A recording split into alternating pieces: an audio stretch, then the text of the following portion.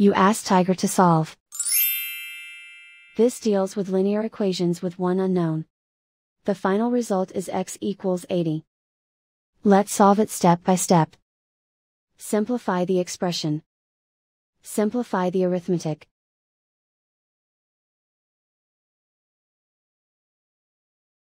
Isolate the x. Multiply both sides by 130. Group like terms. Multiply the coefficients. Simplify the fraction. Multiply the fractions.